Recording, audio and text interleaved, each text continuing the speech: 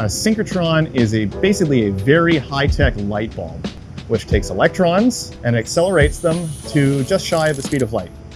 When we do that, we can get them to emit light, usually in the X-ray range and sometimes in the infrared, which we can then use to do science. So my lab is actually a clean room, which means that the inside air is about 1,000 times cleaner than the air that you see around you every day. We have to put on booties to cover our shoes, we have to put on a lab coat to cover our clothes, and then I have to wear a hair and beard net to make sure that I'm not shedding hairs everywhere. All right, welcome to the SyLMAND lab. So my lab is kind of cool because the light is yellow. A lot of the stuff that we work with is actually light sensitive, and it's sensitive to blue and ultraviolet light, which means that we filter that out. I can't show you that because that's proprietary. This is called a mask. That's the pattern that we want to expose.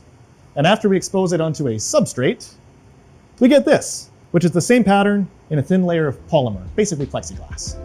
So we have something called an X-ray lithography beamline in SyLMAND. Basically what that does is takes the synchrotron light that synchrotron gives us, and it tunes the power so we don't burn our sample, and the energy so we can choose how it's absorbed, and then delivers it to the sample that we want to work on. There we go. We actually only spend about 5% of our time using it.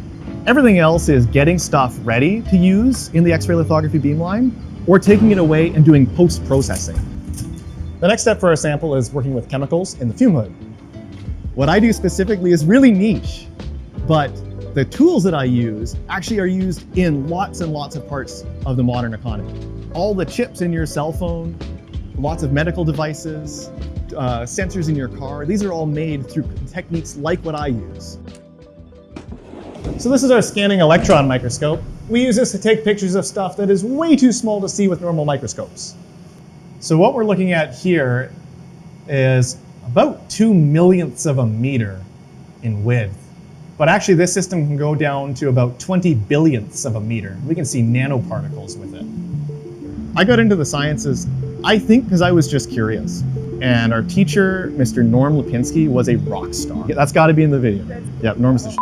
I get to come to work and play with millions of dollars worth of high-tech toys to make really, really tiny things. And I work with really cool people doing it. It is a super, super fun job.